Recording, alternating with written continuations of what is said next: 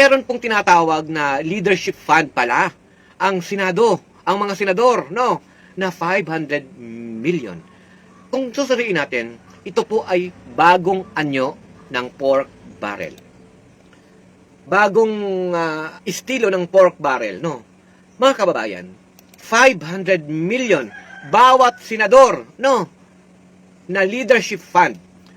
Ayon po kay dating DPWH Secretary Manuel Bonoan, bawat senador noong 2024 ay nakakatanggap pala ito ng minimum na 500 million leadership fund, habang ang mga may chairmanship ng mga committees ay halos aabot ng 1 bilyon piso. Ngayon, hindi po ito napakaliit pong halaga. Itong pera po ng taong bayan, buwis ng manggagawa, ng magsasaka, ng mga guro, ng maliliit na mga negosyante, ng ordinaryong Pilipino, ay meron palang hawak na bilyon-bilyon ang mga chairperson ng mga komite sa Senado at 500 million ang senador.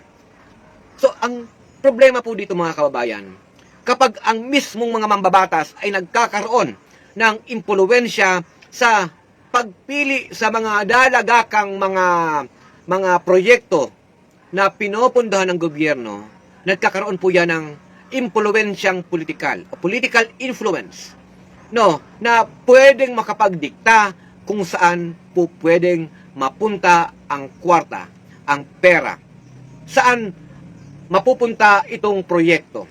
Kaya nawawala yung tunay na prioritization, no, batay sa pangangailangan ng taong bayan. Ito pong tinatawag na leadership fund, dapat po natin yang masuri, dapat po nating makita, dapat po nating pag-aralan saan napunta itong pera at sino ang gumasta at sino dapat ang managot. Kaya mga kababayan, ang budget po ng bayan ay hindi po yan pondo ng mga politiko. Ang bawat pisong inilalaan natin, ang mga tax natin, ay dapat para sa pangangailangan nating mga mamamayan.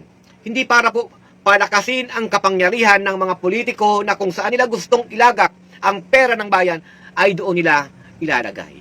Kaya ito pong 500 million hanggang 1 billion na leadership fund na